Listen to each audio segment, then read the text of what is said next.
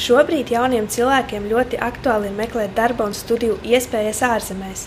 Tomēr arī paliekot savā pilsētā var atrast plašas iespējas dažādās jomās. Galvenais esot darbs un neatlaidība.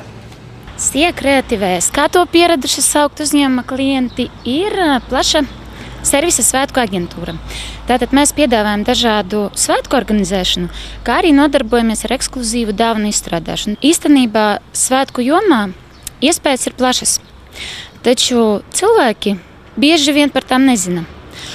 Un tāpēc radās ideja arī mūsu Rēzeknes iedzīvotājiem piedāvāt tādas iespējas, ko viņi iepriekš nav izmantojuši. Nodarbojas tātad kafejnīca, jūs zināt, sabiedriskā ēdināšana pilsētā, ja? Tur var vairāk sevi izpaust, savu iekšējo pasauli, ja? Skaisti padot, skaisti noformēt to ēdienu, ja?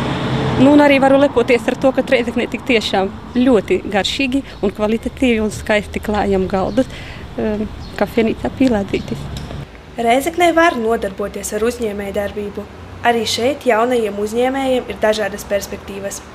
Ja gribi šeit strādāt, ir jāstrādā daudz, ļoti daudz. Uz ārzemēm nekādā gadījumā nevajag braukt, jo šeit ir arī iespēja. Ir ļoti interesanta konkurence tieši sabiedriskā ēdināšanā. Ja ticēt teicienam, tad visur ir labi tur, kur nav mūsu. Bet kāpēc gan ne Rēzeknē, ja mēs šeit dzīvojam?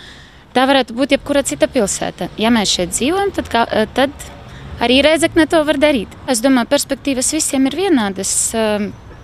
Atkarīgs tikai no tā, cik tā niša jau ir aizņemta vai cik viņa ir brīva. Arī no individuālās vēlmes izsisties. Anna Liuzeniece ir saņēmusi arī Sandras Kalnietes balvu Atzimt no pelniem, kas tiek piešķirta sievietei, mazajai uzņēmējai, kura pēc liela zaudējuma ir spējusi atgūties un izveidot veiksmīgu uzņēmumu, kas dod darbu citiem cilvēkiem. Sandras Kalnietes konkursa Atzimt no pelniem galvenā doma bija tā, ka par uzņēmēju, tieši par mazo uzņēmēju, ja, kura ir kaut ko krasi par 180 grādiem, ir izdarījusi savā uzņēmumā, savā pilsētā, ar saviem cilvēkiem, ar saviem darbiniekiem. Protams, uzņēmums pats nevar darboties. Svarīga ir arī prasme reklamēt savus pakalpojumus. Tomēr, ja piemīt mērķtiecība un neatlaidība, tad arī Rēzeknē jaunam uzņēmējam iespējas ir.